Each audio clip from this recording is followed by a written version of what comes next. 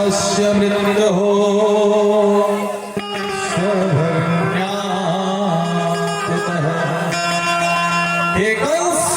हे कंस ध्यान से सुनो। जिस बहन को तू स्नेह करता है, जिस बहन को तू लेकर जा रहा है, इसी के गर्भ से इसी का 8वां पुत्र तेरा काल होगा। कंस ने सुना महाराज, कंस ने रथ को रोका। मेरा काल देवकी के यहाँ से उत्पन्न होगा, मैं देवकी का वध कर डालूंगा। कृपाण उठाया और कृपाण लेकर के देवकी को जैसे ही वध करने को चला, वसुदेव ने हाथ जोड़ लिया। वसुदेव ने कहा, हे राजन, कंस तुझे देवकी से कष्ट है कि देवकी के पुत्रों से कष्ट है? कंस ने कहा कि इसके पुत्रों से। तो वसुदेव बाबा ने कहा कि तब इसका वध मत करो। ये मैं तुझे वचन देता हूं कि इसके जितने पुत्र होंगे हम तुम्हारे चरणों में ला करके डाल देंगे। पत्नी के ऊपर जब कष्ट आता है तो पति को स्वयं आगे आना चाहिए।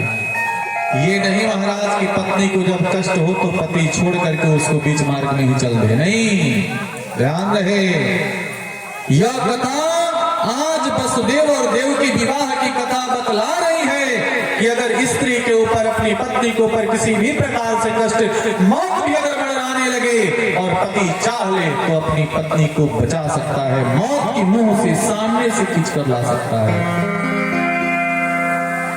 और जब पति के ऊपर संकट आए तो पत्नी स्वयं बचा सकती है। जिस तरह से अनसुईया ने स्वयं गंगा को इस पृथ्वी पर बुला दिया था। इस पृथ्वी पर नर और नारी दोनों में जितनी शक्ति उतना देवताओं में नहीं है। देवता तो हमेशा पराधीन है,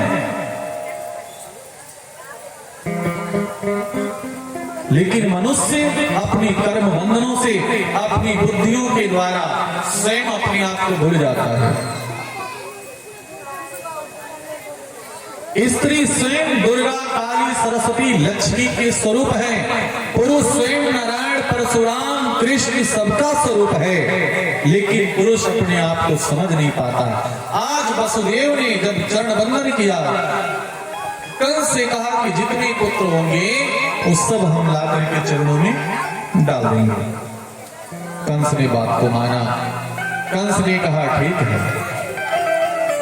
मुझे स्वीकार है, लेकिन मैं आपको गोकुल नहीं ले चलूंगा, आप मेरे यहाँ ही रहिए।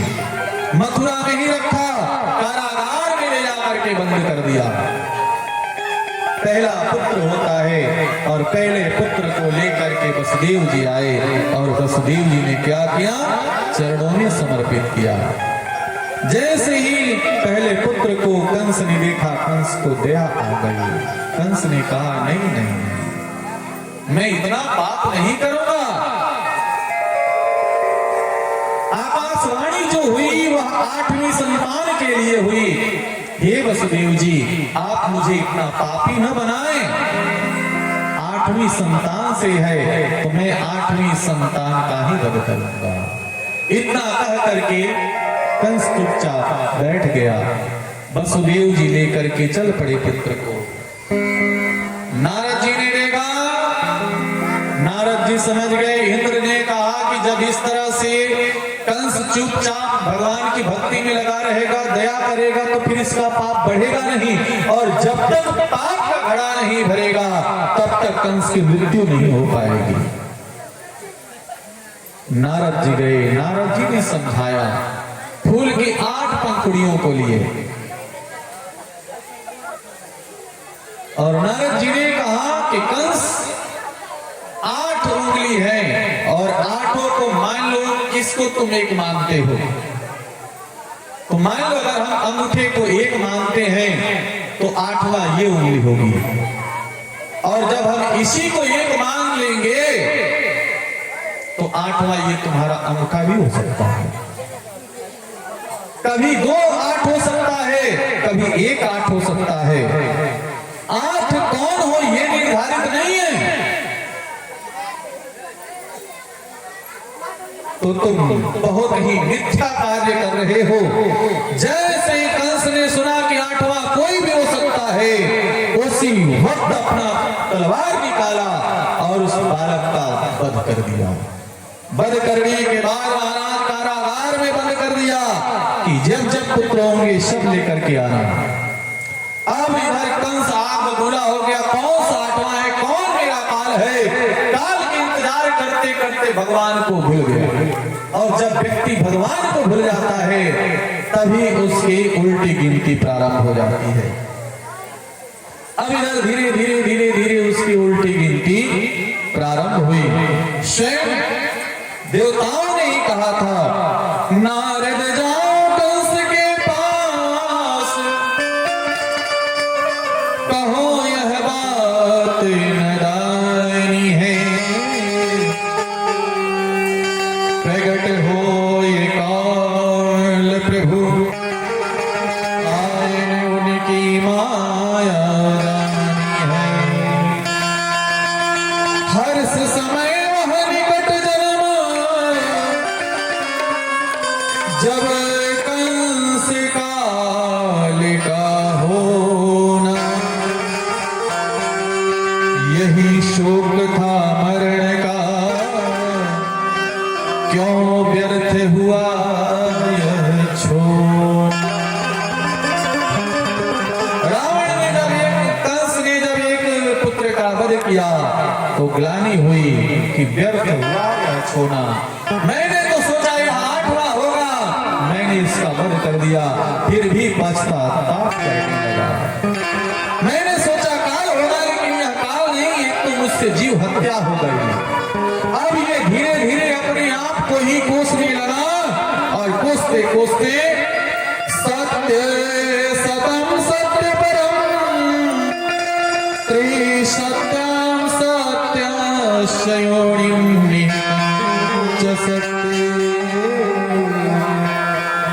नारद ने कहा कंस ये त्रिसत्यम है, सत्य होगा कि काल तुम्हारा होगा।